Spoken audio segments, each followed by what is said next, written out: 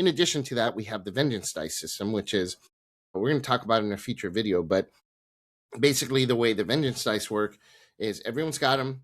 You spend them on anything. It's a D4 and it explodes as well. And you can use it to reduce incoming damage or deal extra damage when you attack. You can use it to gain extra movement, remove conditions. There's a lot of things that you can do with vengeance dice.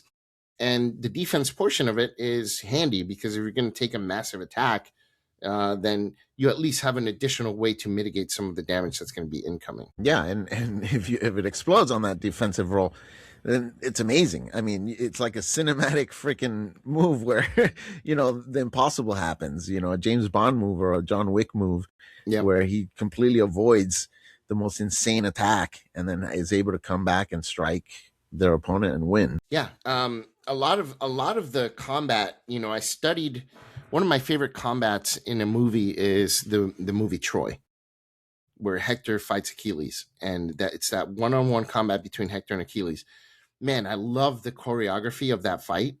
The movie was super mediocre, but man, that scene is insanely good.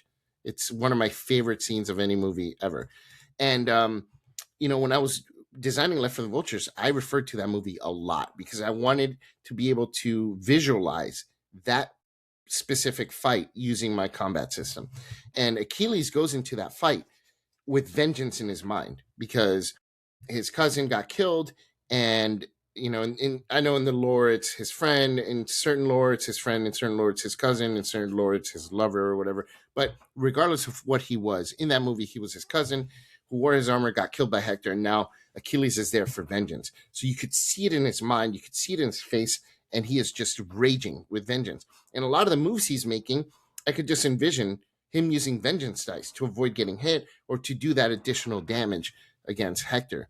And I think it really plays out well when you envision a combat in Left for the Vultures and watch that fight scene, and you can totally see that happening in the game, I think. Yeah, that's a great example. And we're big movie buffs, so we use a lot of movies as examples.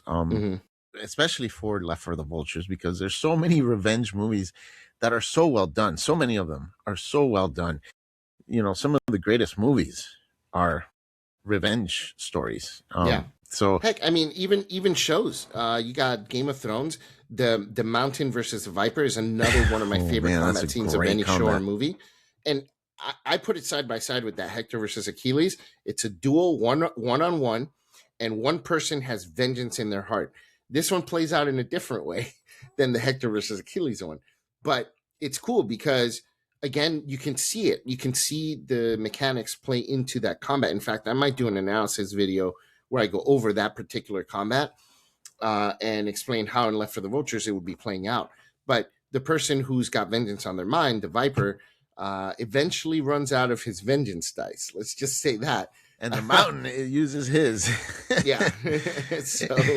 So yeah, that's awesome way. It's so good. So good. Super good. So if you've never seen that, watch that scene, The Mountain versus the Viper. It's on YouTube. You can watch it for free. If you haven't seen the movie Troy, the Hector versus Achilles fight, definitely watch that. It's so good, beginning to end. It's so tense. And then the music just adds more tension. And I love in tabletop role-playing games when you have that tension constantly of not knowing what's going to happen next. Any blow in that fight, that any slip from either combatant could lead to their death because that's all it takes for one blow to do them in, right? And I think that in Left for the Vultures, doing this where the dice explode, if you're not careful, if you're going into combat and trying to do like the D&D, the battle of attrition, you're in for a world of hurt because any moment, any mistake, or any maximum die roll from the enemy could be your undoing. Yeah,